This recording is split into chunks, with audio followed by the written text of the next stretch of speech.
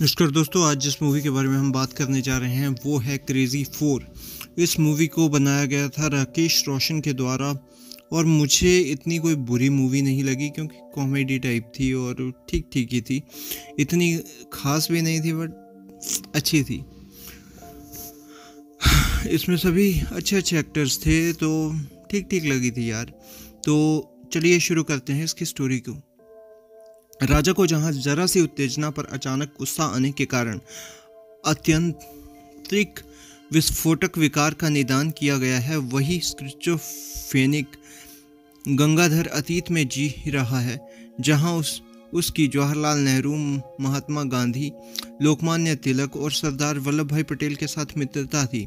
वह देश की आज़ादी के लिए लड़ने में व्यस्त लगता है तो वो पहले जो कि बहुत पहले ही हासिल की जा चुकी थी। डॉक्टर मुखर्जी एक आदर्श चिकित्सक हैं और हमेशा खुद को साफ सुथरा रखते हैं। उन्हें जुनूनी बाध्यकारी व्यक्तित्व विकार का निदान दिया गया है। डब्बू चयनात्मक गूंगेपन से पीड़ित है। उसने सालों बात नहीं की और हर समय डरा हुआ दिखाई देता है। वह सभी से प्यार करता है। डॉक्टर सोनाली उन चारों का इलाज कर रही हैं। डॉक्टर सोनाली मानसिक अस्पताल के शीर्ष डॉक्टरों से बातचीत करती है कि वह चारों को भारत और इंग्लैंड के बीच स्वतंत्रता दिवस पर होने वाले क्रिकेट मैच पर ले जाने की अनुमति दे। आखिरकार वह अनुमति पाने में सफल हो जाती है और चारों तैयार हो जाते हैं। अगली सुबह वह उन्हें मैच में ले जाती है और रास्ते में एक महत्वपूर्ण कागजात देने के लिए अपने क्लिनिक में रुकती है। वह समूह को कार में रहने के लिए कहती है। थोड़ी देर बाद डब्बू कार से उतरता है और पेशाब करने के लिए पास की एक जगह पर जाता है। वहां से वह डॉक्टर सोनाली को गुंडों द्वारा अपहरण किए जाने को देखता है। वह एक चेहरे को देखता है। जब वह गुंडा अपने मुखौटा उतारता है, डब्बू फिर कार में वापस आ जाता है जहां उसके दोस्त उसके चेहरे के भाव समझ जाते हैं कि डब्बू कुछ तो गड़बड़ है, लेकिन जल्द ही इसे अनदेखा कर देते हैं क्योंकि डब्बू बोल नहीं सकता। जैसे जैसे समय बीतता है चारों ऊब जाते हैं। एक एक करके डब्बू को छोड़कर सभी डॉक्टर सोनाली की तलाश में कार से उतरते हैं। वे अलग हो जाते हैं, अलग अलग जगहों पर चले जाते हैं। इस बीच डॉक्टर सोनाली को अगले दिन 11 बजे एक अस्पताल में राणा नाम के अपराधी को पागल घोषित करने के लिए कागजात पर हस्ताक्षर करने के लिए रिश्वत दी जा रही है। वह जब राजा उसे खोज रहा होता है तो एक स्टोर के पास से गुजरता है जहां टीवी पर सेट पर स्वतंत्रता दिवस के बारे में एक समाचार पत्र पर रिपोर्ट दी जा रही है। राजा को पता चलता है कि जो महिला बोल रही है वह वास्तव में उसकी पूर्व प्रेमिका शिखा है, जिसे उसने बहुत समय पहले ही खो दिया था। वह उसका पता लगाता है और दोनों एक दूसरे के आंसुओं के साथ मिलते हैं। राजा शिखा के घर जाकर उसके पिता से माफ़ी मांगने का फैसला करता है क्योंकि पिछली बार जब वो मिले थे तो उसने उनके साथ दुर्व्यवहार किया था।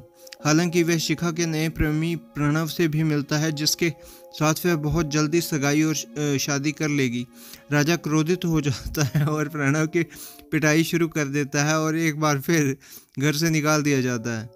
इस बीच गंगाधर कुछ स्कूली बच्चों का पीछा करते हुए सारे जहां से अच्छा गाते हुए वापस आ जाता है और गलती से डॉक्टर मुखर्जी से टकरा जाता है। उन्हें पता चलता है कि कार गायब हो गई है। राजा फिर वापस लौटता है और समूह के साथ एक ट्रैफिक स्टेशन पर जाता है जहां डब्बू को ढूंढते और शिकायत दर्ज करते हैं। डॉक्टर सोनाली जो हैं वो गायब हो चुकी हैं। राजा को फिर यह विचार आता है कि उन्हें सोनाली के पति आर के सान्याल को फ़ोन करना चाहिए और उनसे बताना चाहिए कि क्या हुआ। वे ट्रैफिक स्टेशन से उसका नंबर लेते हैं और पता लगाते हैं कि एक होटल में है। वे उसे वहां पाते हैं, लेकिन एक आदमी का फ़ोन आता है जो बताता है कि सोनाली को पकड़ लिया गया है और वह सुरक्षित है, जिससे टीम को पता चलता है कि अपहरण के पीछे वही था। वे उसी आदमी द्वारा पकड़े जाते हैं जिसे डब्बू ने सोनाली का अपहरण करते हुए देखा था। वे भागने में सफल होते हैं और शिखा के कार्यालय की ओर जाते हैं। उससे मदद की भीख मांगते हैं। वह अनिच्छा से सहमत होती है और वे स्टार अवार्ड्स समारोह में सान्याल का अपहरण कर लेते हैं। वे उससे ये घोषणा करने के लिए कहते हैं कि सोनाली को खोजने वाले को 50 मिलियन रुपए दिए जाएंगे। सान्याल फिर भाग जाता है, लेकिन यह केवल योजना का हिस्सा है क्योंकि उन्होंने कैमरा छिपा रखा है जो उसकी हरकतों और बातों को रिकॉर्ड करता है। फिर वे प्रणव के कार्यालय में जाते हैं, उसे विनती करते हैं कि वह शिखा के साथ काम करके करते समय वीडियो चलाए, लेकिन वह सहमत नहीं होता। हालांकि वे टेप चलाते हैं और बहुत ही परेशान पति और उसके साथी इसे देखते हैं। अगले दिन एक टैक्सी ड्राइवर 4 लोगों को उठाता है जिन्होंने डॉक्टर सोनाली को ढूंढ लिया है, और वह तुरंत पहचान में ले जाता है, जहां उन्हें पकड़ लिया जाता है और बीज की तरह धरती में गाड़ दिया जाता है। फिर वह उन्हें बुलाता है और चारों को खबर के बारे में बताता है। वे घटनास्थल पर पहुंचते हैं तो वे उसे फिर से गायब पाते हैं। वे अंततः उससे एक बैग में लपेटा हुआ पाते हैं और निर्देशक मंडल द्वारा पकड़े जाने के लिए जाते हैं, लेकिन सोनाली के अचानक गायब हो जाने से वे फिर भाग उठते हैं। वह उस कार में बैठ जाती है जिसे उसके पति का साथी चला रहा होता है। अस्पताल जाती है। चारों ऑटो में उसका पीछा करते हैं और सोनाली के वहां छोड़े जाने के कुछ क्षण बाद अस्पताल पहुंचते हैं। डॉक्टर मुखर्जी इमारत में कहीं भाग जाते हैं, बाकी लोग खो जाते हैं। जब सोनाली उस कमरे में जाती है जहां राणा को रखा गया था, तो बाकी तीन डॉक्टर भी आ जाते हैं और फिर वे उसे सुई लगाकर बिजली का झटका देकर दिल का झटका देकर प्रताड़ित करते हैं। फिर वे सोनाली को समझाते हैं कि पति ने ही उसका अपहरण किया था और यह सिर्फ उसे अपनी मर्जी से करवाने की चाल थी। फिर वे जिम्मेदार अपराधियों को पकड़ लेते हैं और जब वे सब अपने अपने घर लौट जाते हैं, फिल्म खत्म हो जाती है। तो दोस्तों, ये थी मूवी।